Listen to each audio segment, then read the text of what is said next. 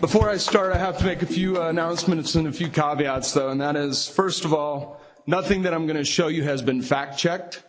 So it's all my opinions, my viewpoints, so take it for what it's worth, and that's not very much. I have a tendency to cuss, as you guys have already heard a little bit, so I might do that, and I exaggerate at times. And if I say anything offensive or that makes you uncomfortable, I'm sorry up front. But with that, I'll get started. Oop.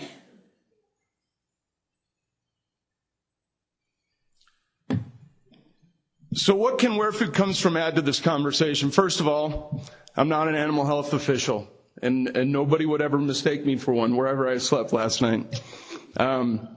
We're not even an approved ADT software provider or hardware provider, so we don't have anything to do with that. And as you guys can, I'm sure, see, I'm damn sure not a doctor. So what can Where Food Comes From offer today? And I had a lot of fun coming up with these because it seemed like it was appropriate for this group. First of all, I think we can be a little salt in the wound and potentially a little fly in the ointment. And for Carl, this one's for you, a little hitch in your giddy-up. What does Where Food Comes From bring to the table today? First and foremost, we will verify, and these are accurate numbers, I just got them last night, we will verify more than 1 million cattle in the U.S., and we'll put EID tags in them. Roughly 10% of that will be 840 tags. I think we're the only remaining USDA PVP who knows what NIAS, BIE, and QSA means. Anybody know what BIE means? What is it, Brian? The Beef Information Exchange. This was a group of data service providers, 3 of which we own today, got together and decided we were going to create a common platform for data as it pertained to NIAS. That was 20 years ago. We're still the only U.S.-based auditing firm that I know of that has expertise in all major proteins. And finally, we work very closely with APHIS and AMS to reopen China to beef exports from the U.S. So who are we? Well, we were founded in 1995, and we have close to 100 years of combined corporate experience in auditing and verification and traceability. We're the market leaders in beef, poultry, pork, dairy, lamb, bison, now specialty crops, apiary. Everybody know what apiary is in here? Honey, that's right, and eggs. We have primary divisions, IMI Global, which is focused on beef, ICS, which is our organic division, Validus is pork, dairy, and poultry, Sterling Solutions, you might know, is in the dairy industry, Sure Harvest, the high-valued specialty crops, and AB Organic. With that all combined, we currently work with more than 15,000 farms and ranches across the U.S.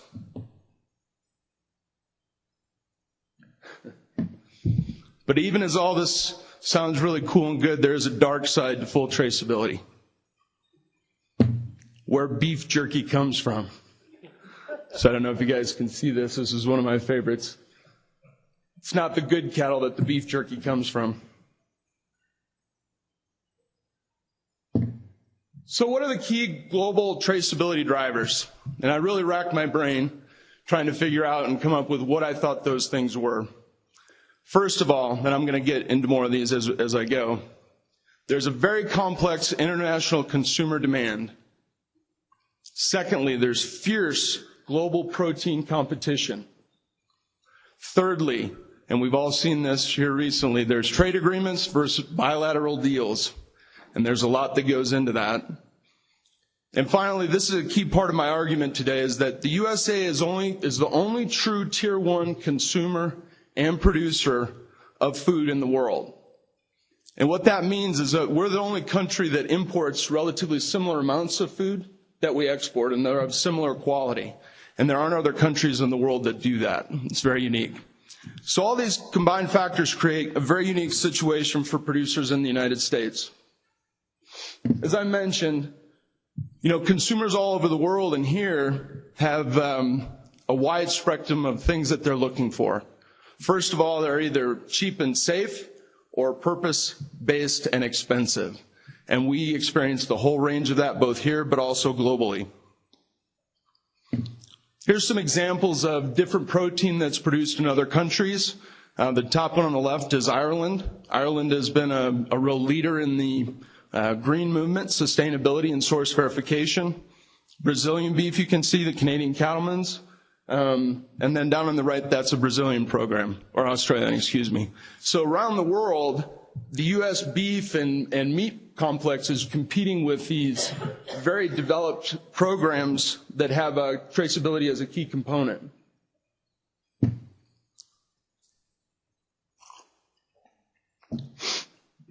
And 95% of the world population is outside of the United States. So all these moving things really create this dynamic, which I'm going to get to here. So drum roll, please. There we go. The number one global traceability dynamic is that the USA is in direct competition with the rest of the world. And there's some factors that I'm going to highlight here. And again, this is not a political conversation or topic at all. But I think as I go through, you'll understand why it's so important. First of all, USA versus the world, we have Trump versus China. Secondly, we have voluntary ID versus mandatory ID. Thirdly, and this one's probably going to seem a little strange, but we have corn-fed beef versus chicken and pork. We have show me versus the precautionary principle. I can't even say that. And then we have sustainability as it's defined in the United States, and sustainability as it's defined by the rest of the world.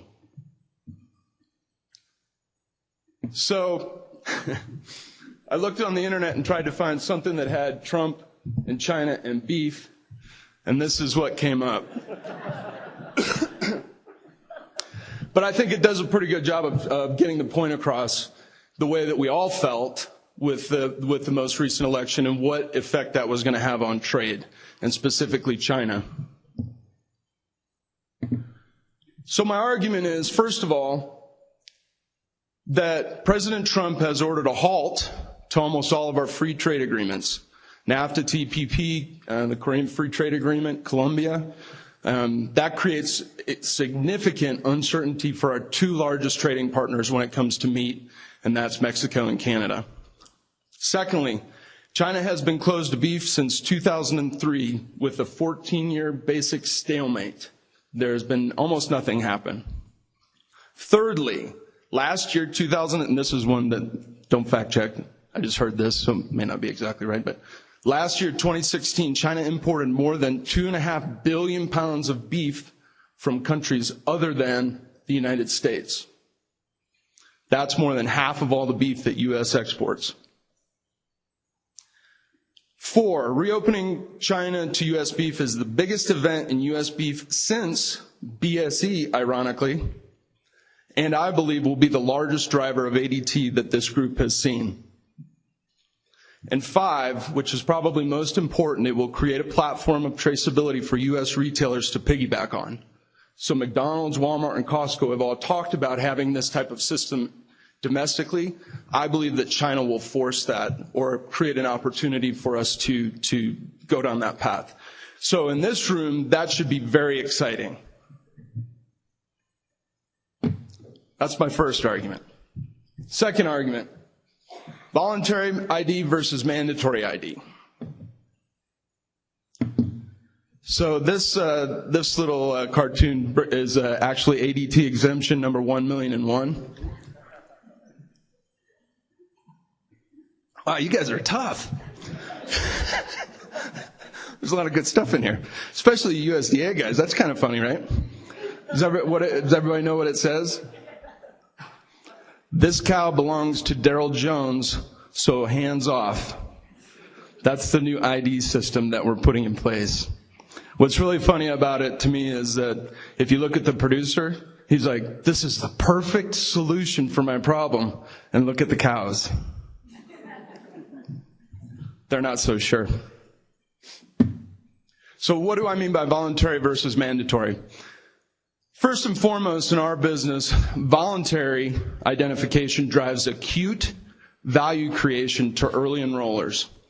So today what I mean by that is U.S. producers get premiums, except for source, and I'm going to talk about that in a minute, whereas producers in Canada don't enjoy the same types of premiums.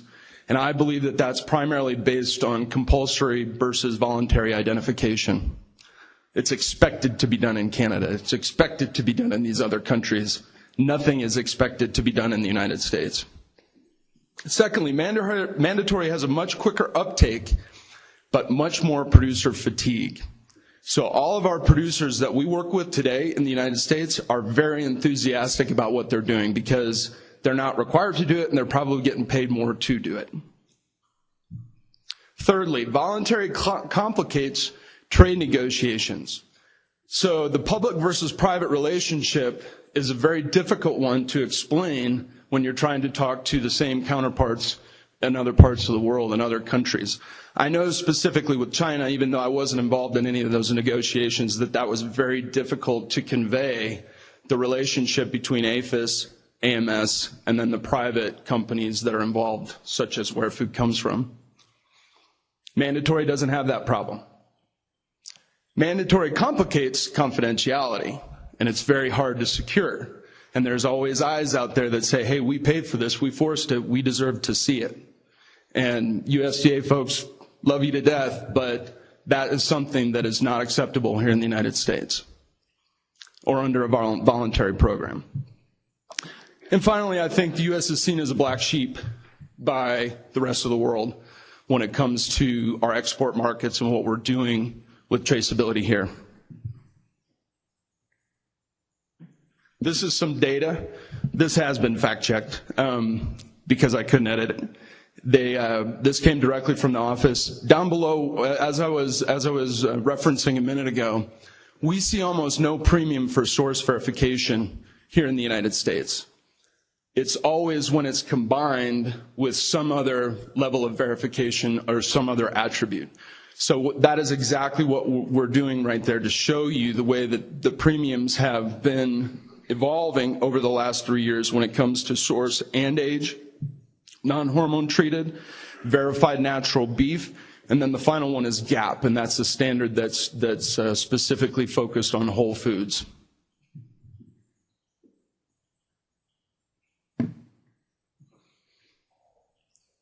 Corn-fed beef, chicken and pork. What do I mean by that?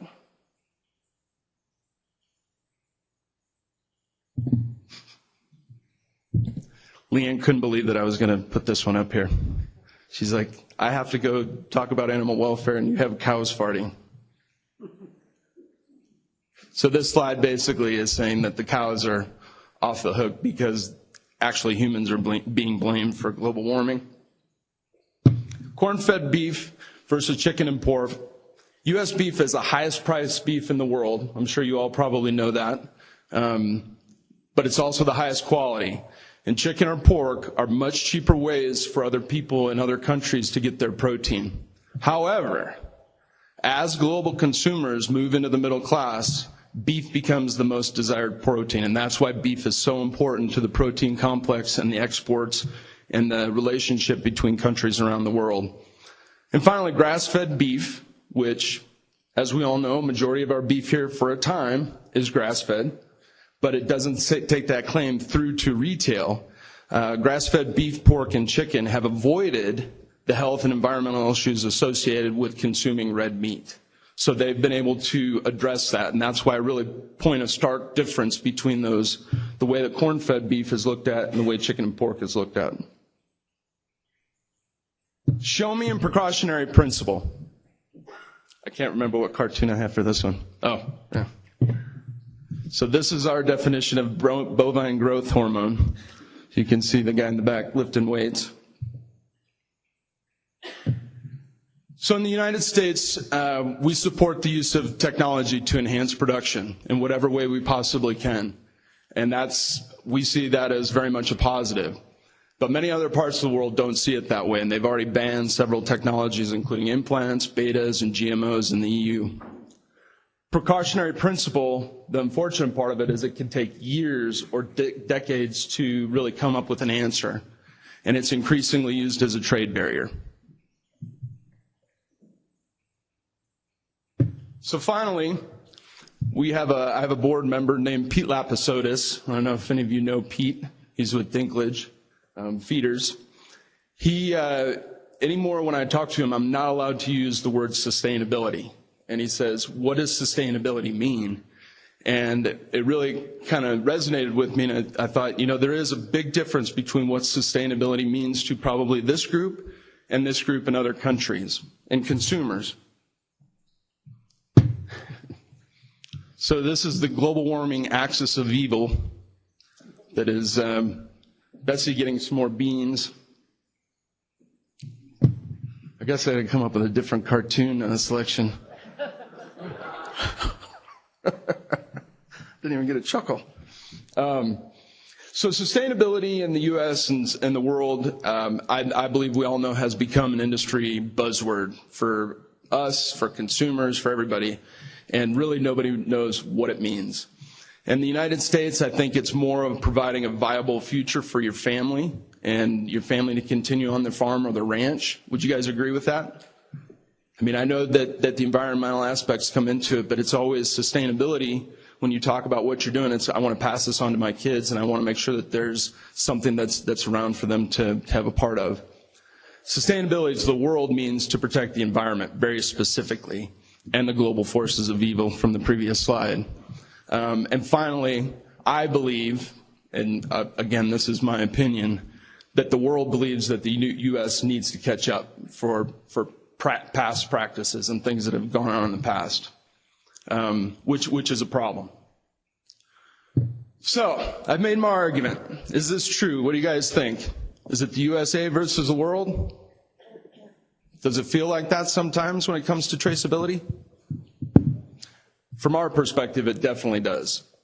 But I will say that even though it's been a difficult road to get to this point, I believe that at the end of the day, it's a much more robust type of infrastructure, because you have producers that are engaged, they want to be engaged. Let's face it, at the end of the day, we're probably not going to have 100% compliance. Do you guys anticipate 100% compliance even with the compulsory program? It's going to be difficult to get that. So along the way, if we're able to add premiums to producers and to do it in a voluntary way, that's what we're very supportive of. And that's why we think the United States has an advantage over the rest of the world at this point. Finally, yesterday there was a lot of discussion about a database, and I didn't say anything. We have already built several years ago a unique lookup into our database of records and animals, and it's located at US Animal Traceback. It's a free service just for animal health officials. So what happens is you log in, you get a unique password and an ID, and then you're able to search that database. If you have a number that comes up and is a positive, we do not give you that producer's information. We contact that producer on your behalf and give them your contact information for them to contact you. That's how we see the confidentiality of our system working in the future. Producers have to want to be a part of that system.